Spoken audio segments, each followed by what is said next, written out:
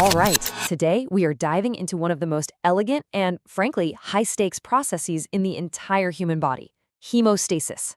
This is the incredible system that stops you from bleeding out from a simple paper cut, but at the same time prevents your entire circulatory system from just solidifying into one giant, useless clot. So this is really the core question we're going to explore. How does the body pull off this incredible tightrope walk? It is a constant life or death balancing act, and it's all managed by this amazingly complex series of molecular events. You get this balance wrong, even slightly, and the results, well, they're immediate and they are severe. So here's how we're going to break it all down. We'll kick things off with the big picture, that balancing act. Then we'll get into the nitty-gritty of the two main phases, primary and secondary hemostasis. After that, we'll look at how the body keeps this powerful system in check, and finally, we'll connect it all to real-world clinical disorders and the drugs we use to step in. Okay, so first things first, hemostasis isn't just one thing. It's this beautifully coordinated response. The moment a blood vessel gets injured, the body launches two major initiatives. First, there's primary hemostasis. That's the fast, temporary fix. Then comes secondary hemostasis, which provides the strong, stable reinforcement. You can think of it like first responders showing up to control the scene, followed by the heavy-duty engineering crew. So let's talk about those first responders. Imagine a dam springs a leak. Primary hemostasis is basically the crew that runs over and starts throwing sandbags into the gap. It's a super fast, absolutely crucial, but ultimately temporary solution to stop the immediate flood. The whole goal here is to form a platelet plug, and to do it right now. Let's break this down into 4 really key steps. First, right away, the blood vessel itself clamps down, that's vasoconstriction, to slow the flow of blood. This just gives the platelets a fighting chance. Second, adhesion. The injury exposes collagen from under the vessel lining, and this key protein, von Willebrand factor, acts like molecular Velcro, grabbing platelets and sticking them to the wall. Third, once they're stuck, these platelets activate. They literally change shape, growing these spiny arms, and they start screaming for help by releasing chemical signals like ADP and thromboxane A2. And finally, that brings us to aggregation. Those signals call in more platelets, and they all start linking together, forming this weak, temporary plug that we call a white thrombus. You know, we have to zoom in for a second on the real MVP of primary hemostasis, von Willebrand factor, or VWF. It is that essential molecular bridge, that Velcro I just mentioned, connecting platelets to the collagen. But it has this incredibly important second job. It acts as a bodyguard for factor VIII, which is a critical protein for the next stage of clotting. So if you don't have enough VWF, you've got a double whammy, problems with the initial plug and the final reinforcement. Okay, so our sandbags are in place, the leak is under control for now, but it's time for the engineers to come in and pour the concrete. That's secondary hemostasis, also known as the coagulation cascade. This whole process is about creating a tough, insoluble protein mesh called fibrin. This is what's going to stabilize that fragile platelet plug and turn it into a durable, long-lasting clot. Now, the cascade gets going through 2 main arms that eventually meet up. A great way to think of them is the spark and the amplifier. The spark is the extrinsic pathway. It's triggered by tissue injury, something outside the vessel, and its job is to get things started fast. The amplifier is the intrinsic pathway. It's triggered by damage inside the vessel, and it's designed to generate a huge, massive burst of clotting activity. Let's trace that spark first. All right, let's walk through this on our little whiteboard here. So, an injury happens, exposing something called tissue factor. Factor VII sees it, binds to it, and gets activated. Now, this new tissue factor, factor VIIa complex, it has one job, and one job only, to activate factor X. The moment that happens, we've officially entered the common pathway. So now, activated factor X, or 10A, teams up with its partner factor Va to form what's called the prothrombinase complex. This complex is a potent enzyme that starts converting prothrombin into our main player, thrombin. And finally, thrombin acts like molecular scissors, snipping fibrinogen into individual fibrin strands that will form our reinforced mesh.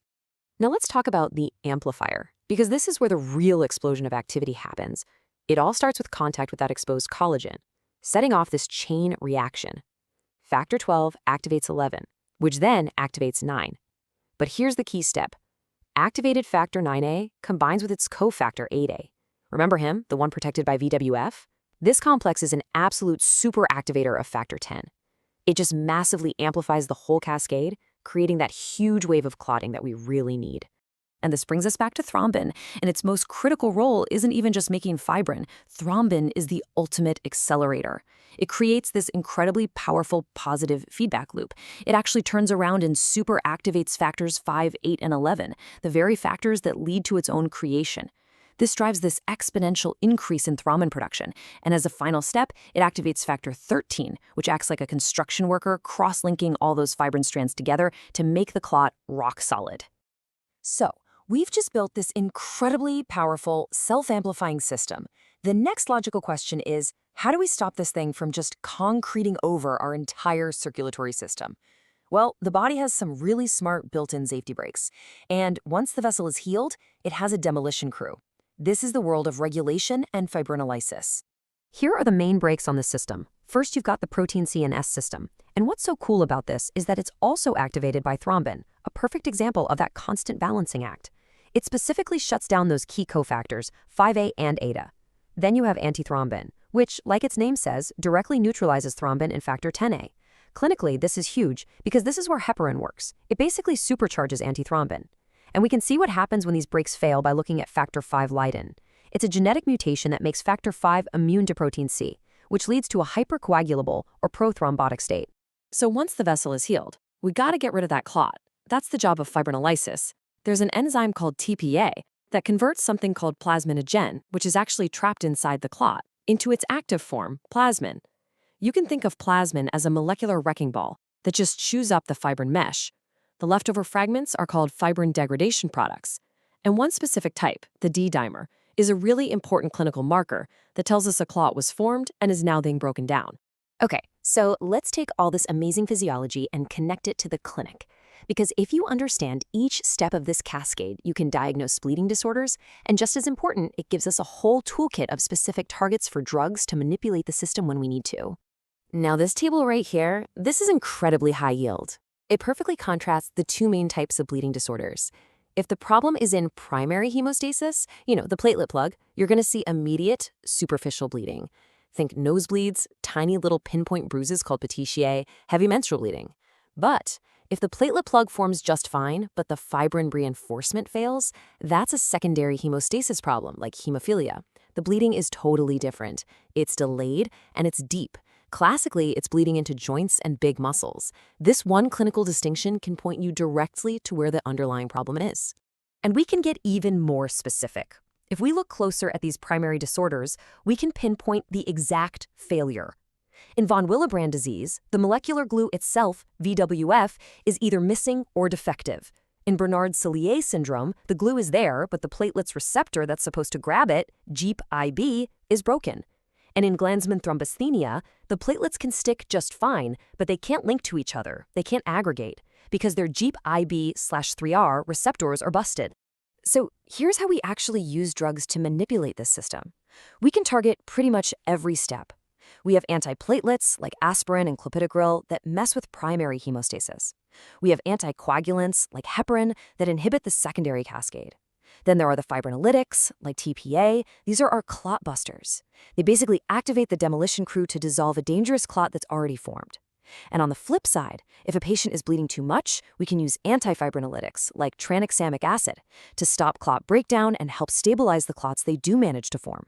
Now let's talk about the absolute breakdown of this entire balancing act, DIC. This isn't just one broken part. This is systemic chaos. It gets triggered by massive insults like sepsis or major trauma, and the coagulation cascade just gets switched on everywhere at once. This leads to thousands of tiny microclots that start damaging organs, but it also completely uses up all of your platelets and clotting factors. So you get this horrifying paradox where this state of widespread clotting leads to uncontrollable, catastrophic bleeding. So, to pull it all together, let's finish with a classic clinical scenario. A patient comes in with delayed bleeding deep inside a joint after just a minor injury, but you check their labs and their platelet count is totally normal. What does that tell you? Well, it tells you the sandbags are working. Primary hemostasis seems to be fine. The problem has to be with the concrete reinforcement.